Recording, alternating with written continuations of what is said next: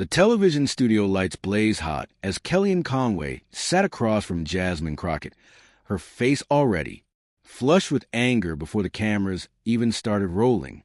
What happened in the next 30 seconds would break the internet and show America the stark difference between rage and grace under pressure. Conway, the former White House counselor known for her fiery exchanges, had come prepared for war.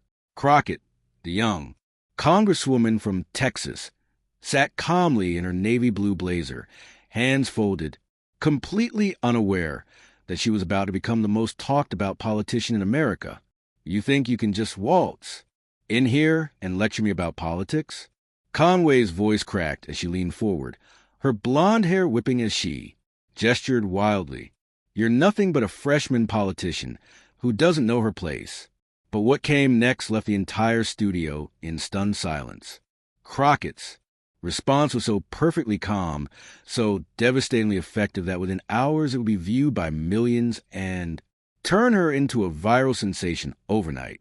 Before we dive into this incredible showdown, hit that subscribe button and let us know in the comments where you're watching from. You won't want to miss what happens when experienced political rage meets unshakable composure. The studio fell dead quiet.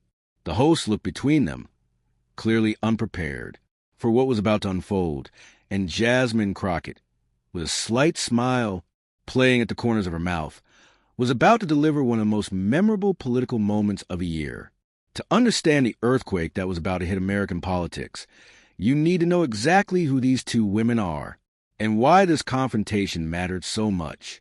Kellyanne Conway at 57, she's a political veteran who's been in the game for decades. Former campaign manager for Donald Trump's 2016 presidential victory. Former White House counselor, and a woman who built her reputation on never backing down from a fight.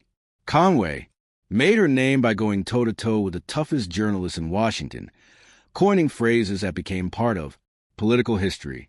She's known for her sharp tongue, her ability to deflect criticism, and her absolute refusal to be intimidated by anyone. Conway came into the studio with her usual confidence, dressed in her signature style, a crisp white blazer over a black top, her blonde hair perfectly styled, her blue eyes sharp with the intensity of someone who survived every political storm Washington could throw at her. She had notebooks full of talking points, years of experience handling hostile media, and the absolute certainty that she could overwhelm any opponent with sheer force of personality. But sitting across from her was someone completely different. Jasmine Crockett. At just 42, the Congresswoman from Texas represents a new generation of political leaders. A former public defender turned civil rights attorney turned politician, Crockett built her career fighting for people who couldn't fight for themselves. She won her congressional seat by connecting with voters who felt forgotten by traditional politicians. Unlike Conway's decades in the political machine, Crockett's power comes from her ability to stay calm under pressure and speak directly to people's real concerns. Crockett chose her outfit carefully that morning, a navy blue blazer that conveyed authority without being flashy, minimal jewelry, her hair styled simply. Everything about her appearance said professional, approachable, unintimidated. She had a different kind of preparation than Conway's talking points and attack strategies. Crockett had something much more powerful, absolute confidence in her own truth and the ability to stay calm when others lost control. This wasn't just another political debate. This was a clash between two completely different philosophies of political combat. Conway represented the old school, the idea that you win by being louder, more aggressive, more willing to attack. Crockett represented something new, the power of staying calm, speaking truth, and letting your opponent defeat themselves. The topic that brought them together was explosive voting rights, legislation that had divided Congress and the country. Conway had come to defend the traditional conservative position, while Crockett was there to advocate for expanded voting access. But everyone in that studio knew this was about much more than policy. This was about two different visions of how political discourse should work in America. The host, sensing the tension crackling between them, try to start with softballs.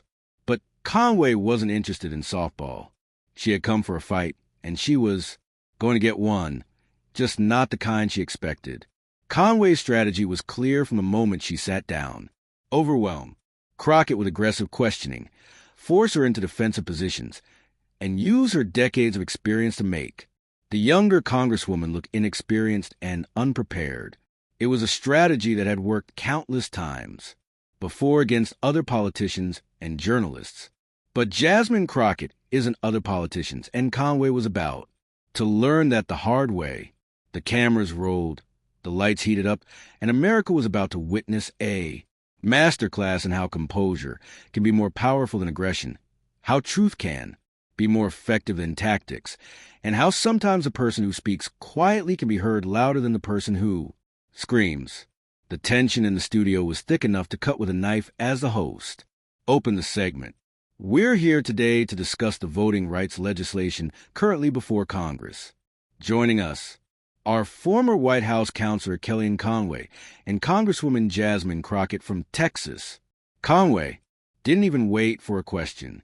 She launched immediately into attack mode. "Let me be clear from the start," Conway said, her voice already rising. "This so-called voting rights bill is nothing but a federal takeover of elections designed to help Democrats steal votes. And I'm tired of freshman politicians like Miss Crockett here pretending they understand the complexities of election law." Crockett sat perfectly still, her hands folded, a slight smile on her face. "Thank you, Kellyanne. I appreciate you sharing your perspective." The calm response seemed to infuriate Conway even more. Her face flushed red as she leaned forward. "Don't patronize me, Congresswoman. I was managing presidential campaigns when you were still in law school. I know what voter fraud looks like, and this bill makes it easier."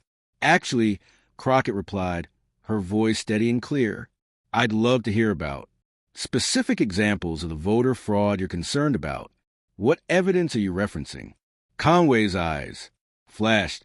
This wasn't going according to her script. She was used to opponents who would match her aggression, who would raise their voices and get pulled into shouting matches. But Crockett's calm professionalism was throwing her completely off balance. "Evidence." Conway's voice cracked as it got higher. "The evidence is everywhere.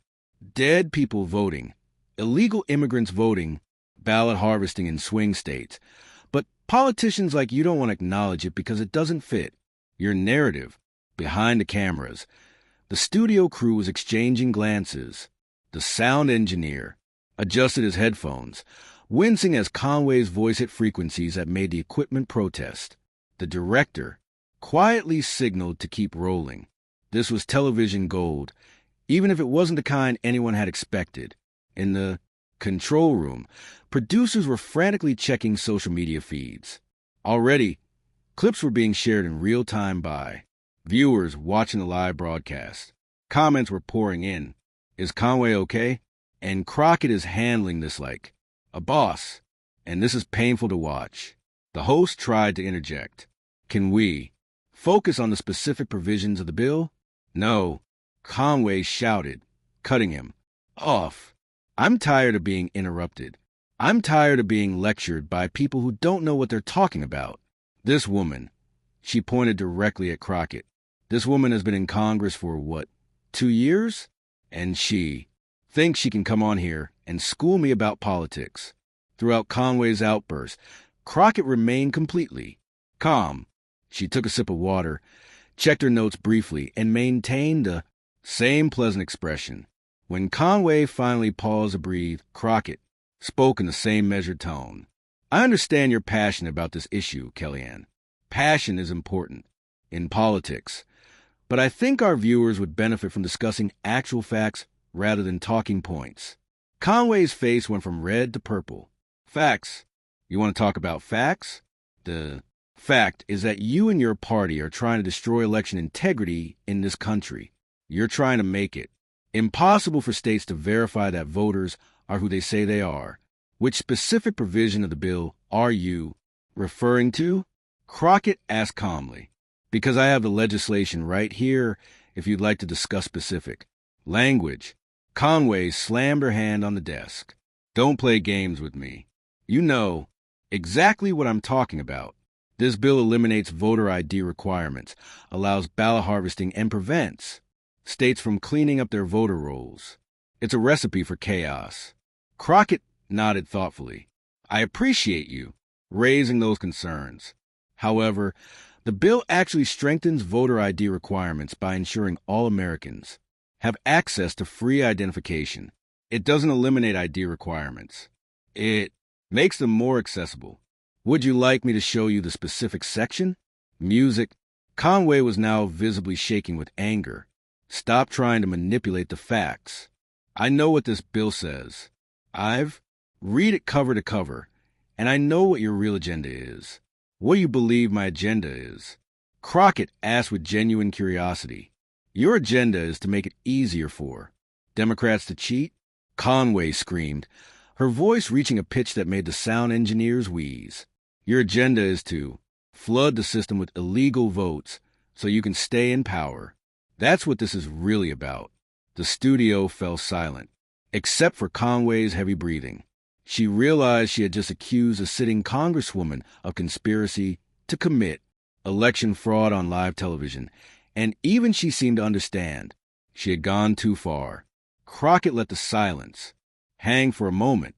Then, in the same calm voice she had used throughout the entire exchange, she said, Kellyanne and I took an oath to defend the Constitution. Every vote I cast, every bill I support, is guided by that oath and by my commitment to serving the people who elected me. I believe democracy is stronger when more eligible Americans can participate in it. Conway tried to recover. That's exactly the kind of political speak I'm talking about. You say one thing, but you mean another. What do you think I mean? Crockett asked. Conway's mouth opened and closed, like a fish out of water. She had built her entire attack around the assumption that Crockett would respond with equal aggression, giving Conway the chance to escalate further.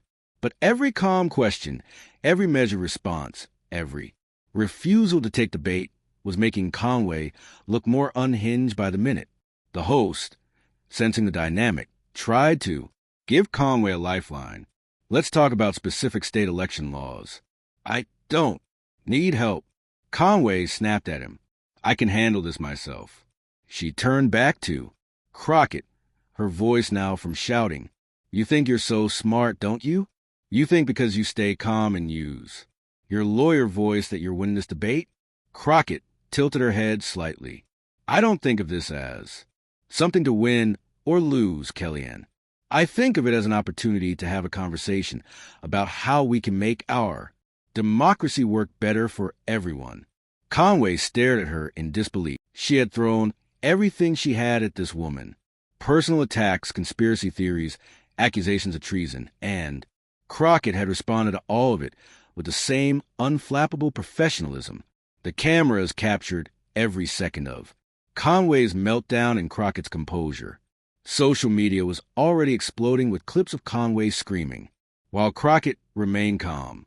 If Jasmine Crockett was starting to trend, and Czar Conway meltdown wasn't far behind, but the real fireworks were still to come because Conway, realizing that her usual tactics weren't working, was about to make a desperate attempt to regain control. And that's when Jasmine Crockett would deliver the response that would make her a viral sensation. Conway was spiraling, and everyone in the studio could see it. Her carefully styled hair was now slightly disheveled from her animated gestures. Her face remained flushed red, and her voice had gone hoarser from shouting. The makeup artist in the wings was shaking her head, knowing there wasn't enough powder in the world to fix what was happening to Conway's appearance on camera. Security personnel near the studio entrance had subtly moved closer, not because they expected physical violence, but because Conway's emotional state was becoming genuinely concerning. The show's medical consultant, always on standby during live broadcasts, was quietly checking her blood pressure monitor and wondering if she should intervene. But instead of recognizing that she was losing control, Conway decided to escalate even further. You know what your problem is? Conway said, pointing a shaking finger at Crockett. Your problem is that you think being calm makes you right. You think that because you don't raise your voice, people will think you're the adult in the room. But I see right through you. Crockett maintained her composed posture, hands still folded, expression still pleasant. What do you see, Kellyanne? I see a politician who's trying to manipulate people. Conway's voice cracked as she reached a new decibel level. I see someone who thinks she can come on television and act all sweet and reasonable while she's pushing legislation that will destroy our democracy. The host made another attempt to regain control. Perhaps we could discuss the constitutional issues. The Constitution? Conway whirled on him. Don't talk to me about the Constitution. I defended the Constitution for 4 years in the White House while she was probably still figuring out how to be a politician. She spun back to face Crockett, her entire body now trembling with rage. You want to talk about the Constitution? The Constitution doesn't say anywhere that we have to make voting so easy that fraud becomes inevitable. The Constitution doesn't say that we have to ignore common sense security measures. Crockett nodded thoughtfully. You're absolutely right that the Constitution doesn't say those things. What it does say in the 14th and 15th Amendments is that all citizens have the right to vote and that this right cannot be denied or abridged. The question is how we balance security with access. Conway slammed both hands on the desk, this time making her water glass jump. Stop being so reasonable, she screamed. Stop acting like you're above this. I know who you really are. The studio fell, dead silent. Conway had just screamed at someone for being reasonable. The absurdity of it hung in the air like smoke from an explosion. Crockett let the silence stretch for a long moment. When she finally spoke, her voice was even calmer than before, almost gentle. Kellyanne, she said, and there was something in her tone, not condescending, not angry, but almost compassionate. I can see that you're upset, and I understand why these issues matter so much to you. They matter to me, too, but I think we can disagree about policy without questioning each other's character or motives. Conway stared at her in stunned silence. For the first time since the segment began, she seemed at a loss for words. Crockett continued, her voice still gentle, but now carrying the authority of someone who had found her moment. You've spent a lot of time today talking about what you think I believe and what you think I'm trying to do, but you haven't asked me a single question about what I actually believe or why I support this legislation. Conway's mouth opened, but no sound came. Out! So, let me tell you, Crockett said, leaning forward slightly. I support this bill because I've seen what happens when people can't vote. I was a public defender for years before I came to Congress. I saw how many of my clients had been disenfranchised by the justice system. I saw elderly people who couldn't get to the DMV to renew their ID. I saw working parents who couldn't take time off to vote during limited hours. She paused, her eyes never leaving Conway's face. I didn't support this bill because I want Democrats to win. I supported it because I want democracy to win. Conway finally found her voice, but it came out as a whisper. That's not what this bill does. Then help me understand what you think it does. Crockett said, not what you think my motives are, not what talking points you've been given. Tell me what specific language in the bill concerns you and why. For the first time in the entire segment, Conway looked down at her notes. She shuffled through papers, clearly trying to find something, anything, to support the argument she had been making. The cameras captured every second of her searching, the silence stretching uncomfortably long. When she looked up, some of the fight had gone out of her eyes. The provision about voter roll, maintenance, she said, her voice now normal volume for the first time. States need to be able to clean their rolls. Crockett nodded. I agree completely. And this bill doesn't prevent that. What it does is require that states use reliable data sources and give voters notice before removing them. Would you support those requirements? Conway blinked. She had come prepared for a fight, not for a policy discussion. Notice is important, but, your concern about the timeline, Crockett suggested helpfully. Yes, the timeline could allow dead voters to remain on rolls through an election cycle. Crockett pulled out her copy of the bill. Actually, the bill requires immediate removal upon proof of death. The notice requirement only applies to address changes and other updates. Would you like to see the specific section? Conway looked at the bill, then at Crockett, then back at the bill. The woman who had spent 20 minutes screaming about election fraud suddenly looked very small in her chair. I may have misunderstood that provision, she said quietly. The admission hung in the air like a confession. Conway, the political veteran who had built her reputation on never admitting error, had just acknowledged that she had been wrong. But Crockett wasn't done. With the same gentle tone, she continued, "It's easy to misunderstand complex legislation, especially when we're getting our information from summaries rather than the actual text. That's why I always try to read the bills myself before forming opinions." Conway nodded slowly, looking like a deflated balloon. "And that's why," Crockett said, her voice still calm, but now carrying unmistakable authority, "I think it's important that we have these conversations based on facts rather than assumptions about each other's character. Because when we start from the assumption that people we disagree with are evil or stupid or corrupt, we stop listening to each other. And democracy can't work without listening." The host, who had been sitting in stunned silence watching Conway's complete transformation, finally found his voice. "Congresswoman Crockett, that's a powerful point about the importance of civil discourse." Conway looked up, seeming to remember where she was. I apologize if I got too heated," she said, her voice barely above a whisper. "These issues are important to me. They're important to me, too," Crockett replied with a warm smile. "And that's exactly why we should be able to discuss them respectfully." The cameras captured it all. Conway's complete meltdown, her gradual realization that she had been wrong in her quiet apology. But most of all, they captured Jasmine Crockett's masterclass in how to respond to political aggression with grace, facts, and unshakable composure. Within minutes of the segment ending, clips were spreading across social media like wildfire.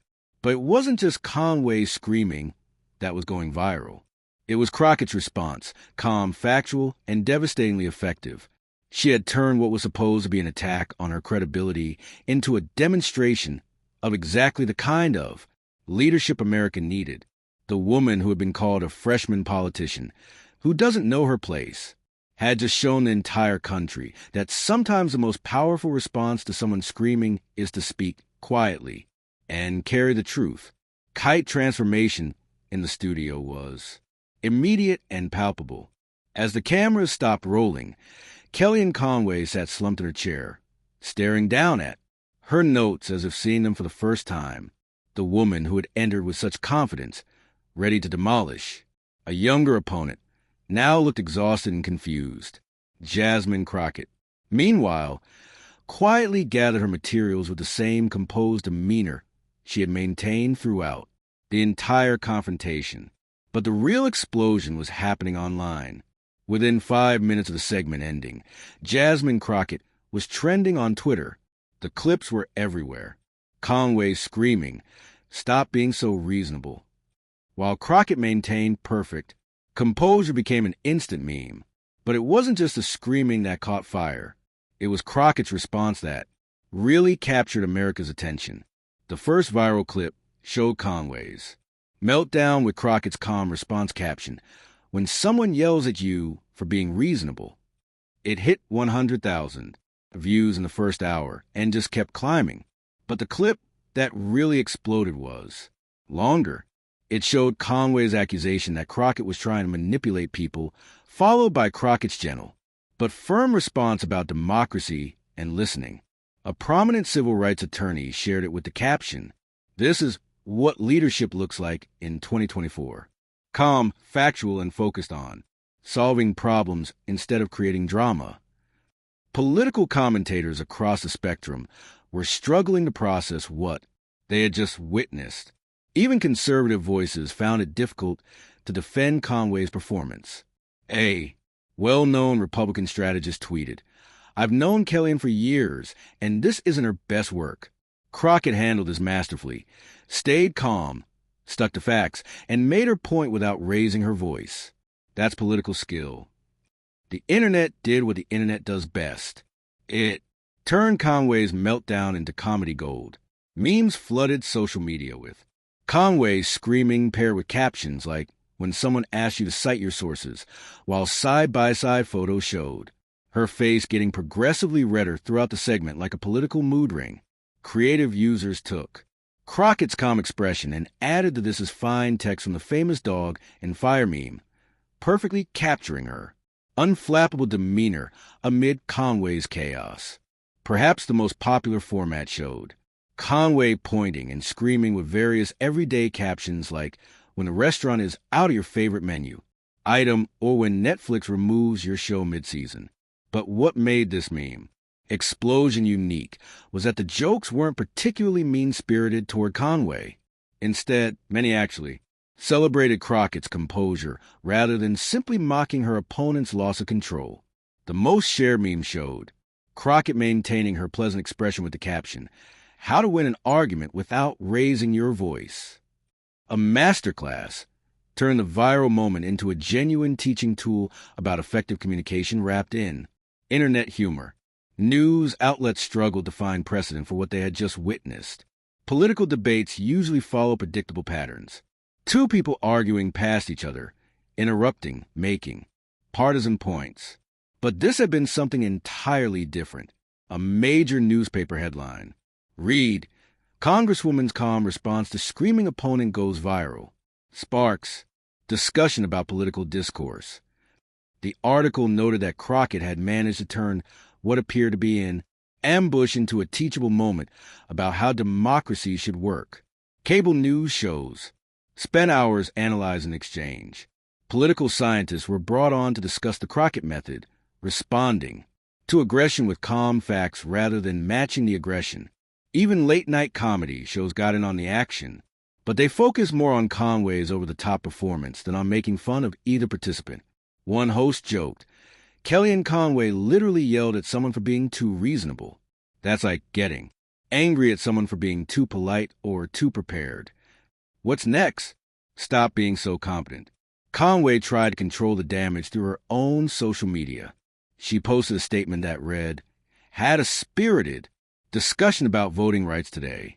Sometimes passion comes through as intensity, but the issues are too important for politeness." But her followers weren't buying it. The replies were brutal. Kellyanne yelling at someone for being reasonable isn't passion. It's poor behavior. She stayed calm while you lost control. That's not about politeness. That's about professionalism. Maybe try reading the actual bill next. Time before going on TV to attack it. Conway tried again with a longer post attempting to relitigate the policy arguments, but it was too late. The narrative was already set. She had lost control while her opponent remained composed and factual. For Jasmine Crockett, the viral moment was both an opportunity and a challenge. She had gained millions of new followers overnight, but she also had to figure out how to use this attention constructively. Her response was perfectly on brand. She posted a simple video message. "Thank you to everyone who watched today's discussion. This is exactly why we need to focus on facts and treat each other with respect even when we disagree. Democracy works best when we listen to each other." Bio video was shared tens of thousands of times with comments like, "This is the kind of leadership we need more of." She turned what could have been a shouting match into a lesson about how democracy should work. Finally, a politician who shows that you can be strong without being loud. The viral exchange didn't just capture American attention. It went global. International news outlets picked up the story as an example of American political discourse. A major European newspaper ran the headline, "American Political Debate When Shouting Meets Silence." Political commentators in other countries used the clip to discuss different approaches to democratic discourse. A Canadian political scientist appeared on television saying, "What we saw from Congresswoman Crockett represents a maturation of American political communication. The ability to remain calm under attack while still making substantive points is exactly what democratic institutions need."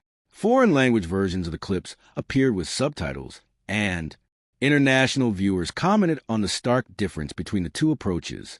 Comments in multiple languages praised Crockett's diplomatic skills and expressed concern about Conway's aggressive American style. Universities across the country began incorporating the exchange into their curricula. Political science professors use it as a case study in effective communication strategies. Psychology departments analyze it as an example of emotional regulation under stress. A prominent university published a paper titled The Crockett Method, Calm Authority as Political Strategy, which broke down exactly how the Congresswoman had maintained control of the conversation without ever raising her voice or resorting to personal attacks. Communication schools started teaching the Crockett technique as a method for handling hostile questioning. The key elements they identified were acknowledge the emotion behind the attack, redirect a factual discussion, ask clarifying questions, and maintain consistent tone regardless of opponent's behavior. Business leaders and corporate trainers saw immediate applications for Crockett's approach. Human resources departments began using the clip in training sessions about conflict resolution and professional communication. Executive coaching programs incorporated Crockett's techniques into their curricula for dealing with difficult board meetings and hostile negotiations. Several Fortune 500 companies reported using the viral moment as a teaching tool for maintaining composure during high-stress presentations. One CEO tweeted, "Every executive should watch how Jasmine Crockett, handled this situation. This is masterclass leadership under pressure." Perhaps most significantly, the viral exchange highlighted a clear generational divide in how Americans preferred their political leaders to behave. Polling data showed that voters under 40 overwhelmingly preferred Crockett's approach, while older voters were more split. Focus groups revealed that younger viewers saw Conway's behavior as embarrassing and unprofessional, while they described Crockett as presidential and someone I could trust with important decisions.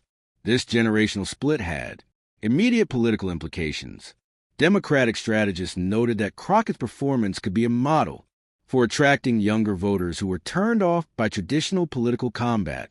Republican strategists worried that Conway's approach might alienate the very demographics they needed to win future elections. The immediate political impact was significant. Democratic fundraising saw a spike as donors responded to Crockett's performance. Progressive organizations started sharing the clip as an example of effective political communication. But the impact went beyond partisan politics. Educators began using the clip in civics classes as an example of constructive political discourse. Communications professors analyzed Crockett's technique, how she stayed calm under pressure, asked clarifying questions instead of making accusations, and ultimately won the argument through facts rather than volume. Republican strategists were privately concerned. Conway was supposed to be one of their most effective communicators, someone who could go toe-to-toe with anyone if she could be so thoroughly outmaneuvered by calm questioning and basic facts. What did that say about their broader communication strategy? The viral success of Crockett's response revealed something deeper about where American political discourse stood in 2024. People were tired of screaming matches. They were hungry for politicians who could disagree without being disagreeable, who could stand firm without being mean. Social media analytics showed that the clips of Crockett's calm responses were being shared far more than clips of Conway's outbursts. Comments on the videos consistently praised Crockett's class and professionalism while expressing embarrassment about Conway's behavior. A generational divide was also evident in the responses. Younger viewers in particular saw Crockett's approach as a model for how political discussions should work. Many commented that they had never seen a political debate where someone actually listened and responded to their opponent's concerns rather than just waiting for their turn to attack. Political communication experts began talking about the Crockett model, the idea that calm professionalism might be more effective than aggressive confrontation. In the social media age, several Democratic candidates started incorporating elements of her approach into their own media appearances. The incident also sparked a broader conversation about women in politics and different styles of political leadership. Conway and Crockett represented two very different approaches to wielding political power, and the public's response suggested they preferred Crockett's method. Perhaps most importantly, the viral exchange became a teachable moment about political discourse itself. Millions of Americans watched Crockett demonstrate that you could be strong without being loud, that you could win arguments with facts rather than volume, and that treating opponents with respect didn't mean being weak. The clip was shown in high school government classes, shared in corporate training programs about conflict resolution, and discussing graduate programs studying political communication. Conway's career wasn't destroyed by the incident, but it was definitely damaged. She remained a sought-after political commentator, but bookers were more careful about matching her with opponents who might employ Crockett's calm, fact-based approach. Crockett, meanwhile, saw her national profile skyrocket. She was invited to speak at events across the country, appeared on major news programs, and became a sought-after voice for a new generation of political leaders who believe that democracy worked better when people listened to each other. The Kellyanne Conway Jasmine Crockett exchange became more than just a viral moment. It became a case study in how political communication could work differently. Instead of two people talking past each other, viewers had watched one person try to attack while the other tried to understand and respond. The fact that the person trying to understand and respond had won so decisively sent a message to politicians across the spectrum. Maybe it was time to try a different approach. In a political environment defined by division and anger, Jasmine Crockett had shown that there was still power in being reasonable, still strength in staying calm, and still victory to be found in treating opponents with respect, while standing firm on principles. The viral success of her approach suggested that maybe, just maybe, Americans were ready for a different kind of political discourse, one where the goal was understanding rather than destruction, where strength was measured by composure rather than volume, and where winning meant finding solutions rather than scoring points. What do you think about this incredible showdown? Did Jasmine Crockett handle this perfectly, or would you have responded differently to Conway's attacks? Drop your thoughts in the comments below. And don't forget to subscribe for more political breakdowns that show how democracy really works behind the scenes. Hit that notification bell so you never miss the moments that define American politics. Which approach do you prefer? Conway's aggressive confrontation or Crockett's calm professionalism? Let us know and share this video with anyone who needs to see what real political leadership looks like. Leadership looks like